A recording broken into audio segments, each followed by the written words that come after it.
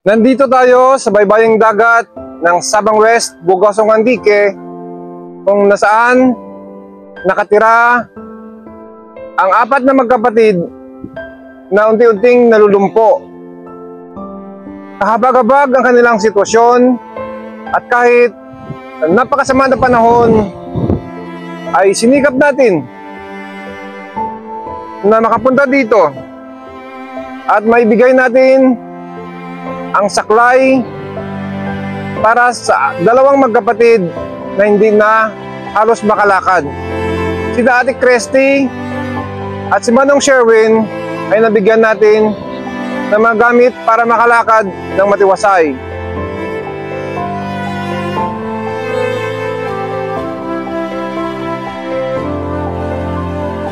Ngayong umaga, nandito tayo sa bahay ng apat na magkapatid at dala-dala na natin ang saklay at walker para kay Ate Cresty at kay Sherwin.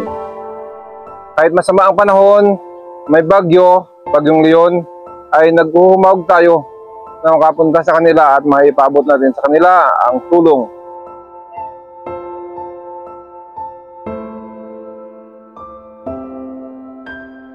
Sir, magandang umaga. Ng magang Tulad ng pangako ko sa inyo, dinalahan ko na kayo ng saklay. Salamat sa kay ma'am na nagbigay ng libreng saklay para sa inyo. So, subukan mo nga, sir. bro. Tayo lang. Thank you, idea. Lakad ka na. Taas ka na ba? Hindi, ma-adjust na yun, no? Di? Ano matiyag mo, taas na ba? Ba, bro, care niya. Sige, paano ba? Magwa ko ka, ano yun. Okay na. Adjust ka ba? Adjust na, no? Ano na ba? Taas? Naba kamay. Ha? Naba kamay. Adjust na yun.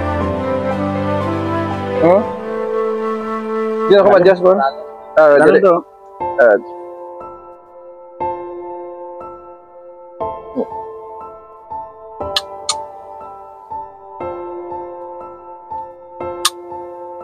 Sige, sir. Sige, sir. Okay. Ha? Naba pa? Okay niya. Bro mo yung mapanaog?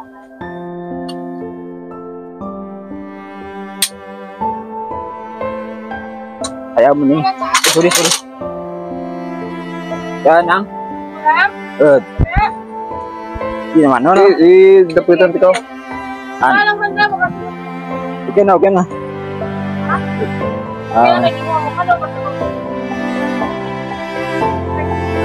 Hindi.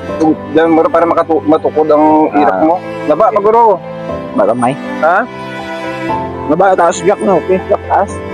Ayun. Yes, nakalain. Oo. May bebe? Naba mo.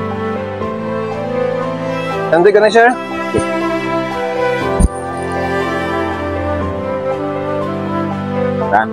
Taasan niya. Naba, taasan niya na siya. Para magdabang na dalawa. Ha?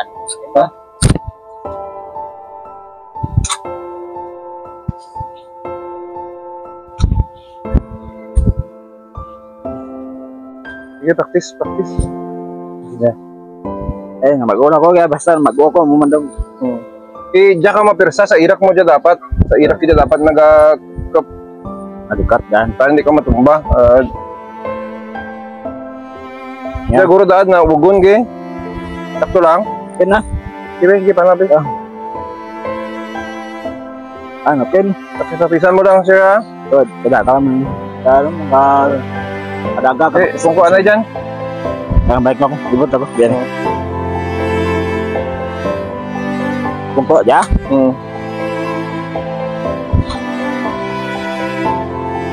Terus nih. Lihat.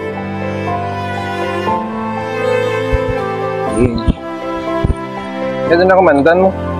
Adjustin mo lang, aman mo mag-adjust kan? Oh, tarang Christy! Diyan, bago mo nga, ano? Magisita, Kate. Kate, Okay, magisita. agyan na ka. Magi.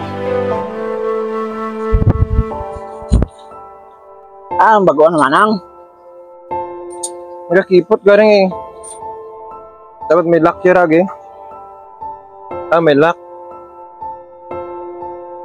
Diyan magbuhi ah.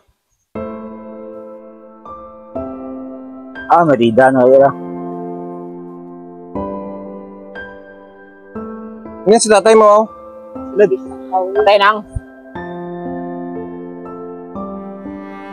Eh kung makaano dadra, pwede mo rin matulod mo, kung mapaktisan mo. Ang diyang lock sa salad niya, ilakan ni tatay mo lang at hindi ko manaan kung paano niya ginlock. Kaya niya magkipot. Lock. At Pak dati bari dyan.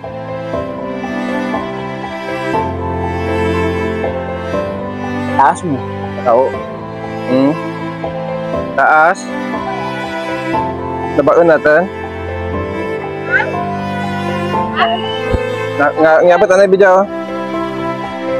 Patay na. Okay, wait. Sherwin.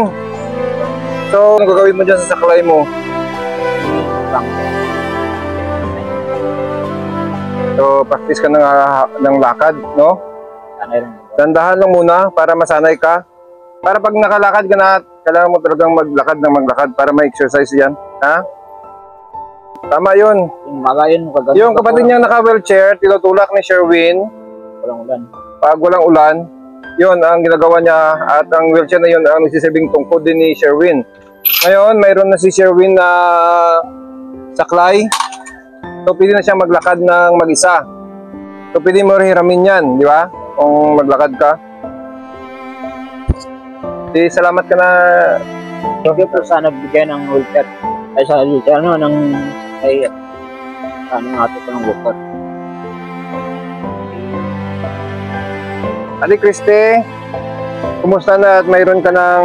Ito na lang, Ate Christy, paano mo kitatay mo yung lock dito sa gitna, para hindi na siya ano. So, yan, kasi itong matakbo yan, para maano mo yan, pwede yan ma-close eh. Oo. Paglagay mo na lang sa tabi. Oo. Pwede naman ganyan yan. So, wala na siyang bali. Yung isa mo may bali, no? Ayun, bago na yan. Magamit mo na. So, okay ng adjustment. Tama na yung baba niya. So, hi, Seth. Tayo mga pag-sponsor namin. Sabay patawan pa ka kontrol ko ng crush. Salamat mo kay Sir Ben. So, thank you, Manang Christy. That's Kapag nga duro pagid nyo bulig tugro at kaninyo, no?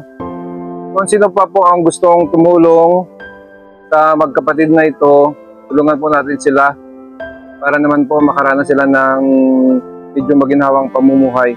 Puro sila masisipag, nagka-problema lang sa kanilang kapansanan. Manang Christy, ilang taon ka ba bago nalumpo? yung kamay pa. Nung maliit pa kayo, mahina na kayo maglakad. Dari Pero kailan na lumala yan? ko na ganun yung talaka na kay Nung umpisa ng mga ilang taon ka noon? kamay. 25? 25 years old nang nagkaroon ka ng sugat, doon na lumala na hindi ka na makalakad. Ay, magtagal pa pa na ako nagka-plus ko lang. So yun pala, nagmulang ka sa exercise na po na lang palagi dahil sa sugat mo. Kaya nangyari yun. Ikaw, Sherwin, may sugat ka rin yan dyan? Wala naman. So kailangan niya palang palaging kulang siguro kayo sa potassium eh. Yung sa ugat niyo. Makinig na Vitamins mo para sa nerves. Kailangan talaga magpa-check. Ano pa-check up ka mo? Nakapa-check up na kayo? Ako ko ka nagbigay. Anong sabi ng doktor? Ano ako ang naba ako nagbigay. Hemoglobin. So, medyo anemic ka. Anemic. Tapos ano pa? Potassium mo okay lang? May man, pero sa iba na sarado. Baba talaga ang potassium niya. Anong findings ng doktor? Sa jeans niyo talaga. Kevin, nakapacheck up ka?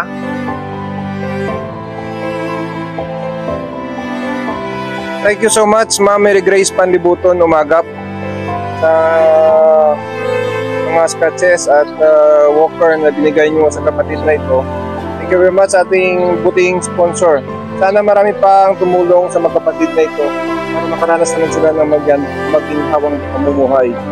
God bless. God is good all the time.